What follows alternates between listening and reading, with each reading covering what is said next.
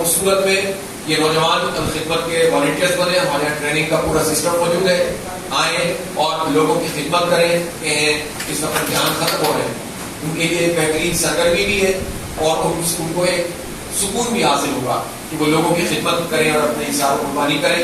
اور اسی طرح سے یوتھ کو چاہیے کہ اس میں پڑھیں، اور اسی طرح سے صفائی ستھرائی کے کاموں میں بھی لوگ اپنا اپنا حصہ بھی ادا کریں. گندگی صاف کرنا ہم سب کی ذمہ داری ہے. بنیادی طور پر تو یہ اسٹیٹ اور حکومت کا کام ہے، اداروں کا کام ہے، لیکن ہم جانتے ہیں اس وقت جو اداروں کا حال ہے، تو ہم اپنے طور پر صفائی ستھرائی کا خیال کریں اور ہم سب مل کر جو ہے وہ اپنے شہر اپنے ملک کو صاف ستھرا رکھیں، اپنے محلوں کو صاف رکھیں اور ان سارے خیر کے کاموں میں ہمارے ساتھ تعاون کریں. کونوں کونوں کے اندر موجود ہے. بہت بہت شکریہ.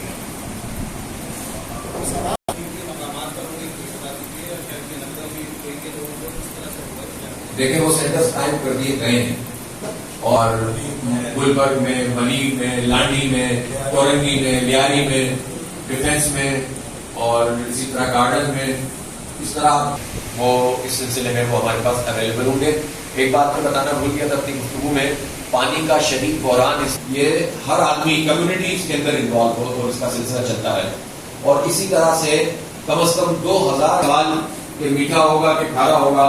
بعض آبادیوں میں گیا، میں نے جب چیک کیا تو وہ انتہائی سمندر جیسا کھارا پانی تھا. میں نے کہا کہ کیا مسئلہ ہے، آپ لوگ کیسے؟ انہوں نے کہا بھائی یہ کہیں اور کی بات نہیں ہوگی، شہر کراچی میں ویسٹ کا ایک علاقہ تھا میٹرو ریل سے اوپر کی طرف.